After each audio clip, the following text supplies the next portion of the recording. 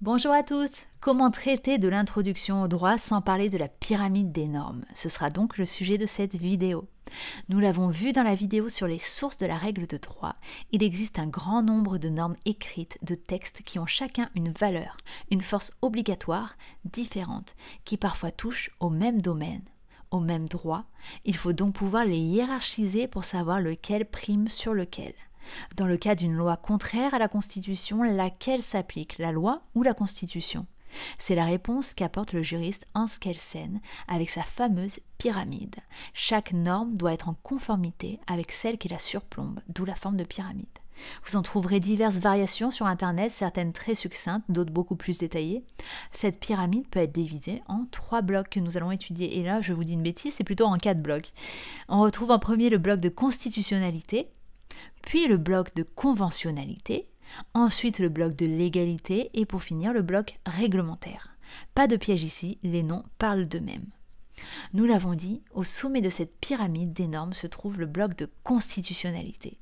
Il se compose bien sûr de la Constitution du 4 octobre 1958, mais également, depuis une décision de 1971 du Conseil constitutionnel, de son préambule. Viennent donc s'ajouter au bloc de constitutionnalité, car le préambule de la Constitution de 1958 renvoie à ces textes, la Déclaration des droits de l'homme et du citoyen de 1789, le préambule de la Constitution de 1946, celle donc de la 4e République, et la Charte de l'environnement de 2004. Il faut également rajouter à ce bloc de constitutionnalité les objectifs à valeur constitutionnelle, les principes à valeur constitutionnelle et les principes fondamentaux reconnus par les lois de la République. Le Conseil constitutionnel consacre pour la première fois en 1982 les objectifs de valeur constitutionnelle dans une décision dont je vais vous lire un passage. Il appartient au législateur de concilier l'exercice de la liberté de communication telle qu'elle résulte de l'article 11 de la Déclaration des droits de l'homme avec les objectifs de valeur constitutionnelle que sont la sauvegarde de l'ordre public, le respect de la liberté d'autrui et la préservation du caractère pluraliste des courants d'expression socio-culturelle. C'est également le Conseil constitutionnel qui dégage les principes à valeur constitutionnelle. On pourrait ajouter à ce bloc de constitutionnalité les lois constitutionnelles, puisque ce sont celles révisant la Constitution. Le second bloc est le bloc de conventionnalité. On retrouve en premier lieu les traités internationaux. Pourquoi cette place au-dessus de la loi au sein de la pyramide des normes? C'est une application de l'article 55 de la Constitution qui nous dit que les traités ou accords régulièrement ratifiés ou approuvés ont, dès leur publication, une autorité supérieure à celle des lois, sous réserve, pour chaque accord ou traité, de son application par l'autre partie.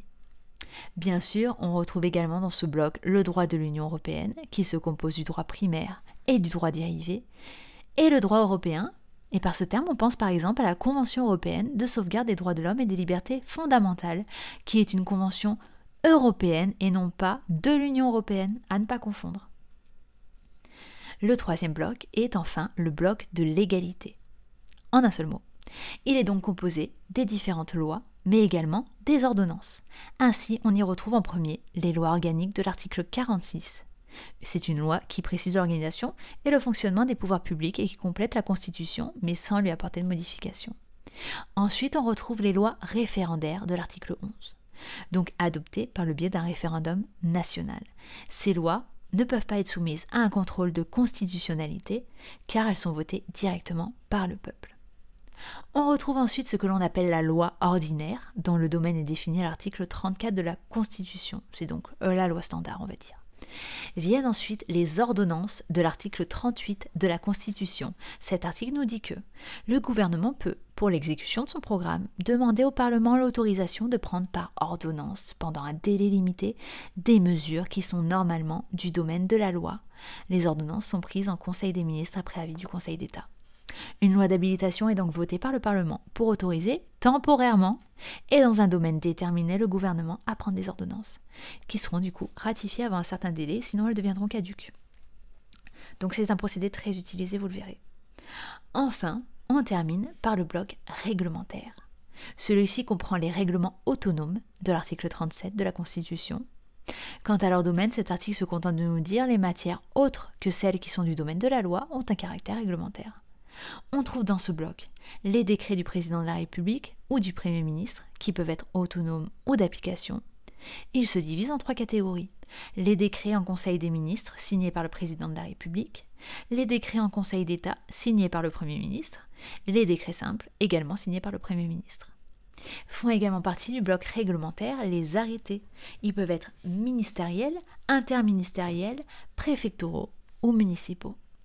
Voilà, j'espère que cette vidéo vous aura éclairé. Je vous invite à la liker et à vous abonner pour plus de contenu sur le droit et la feuille de droit en général. Bonne journée et bon partiel!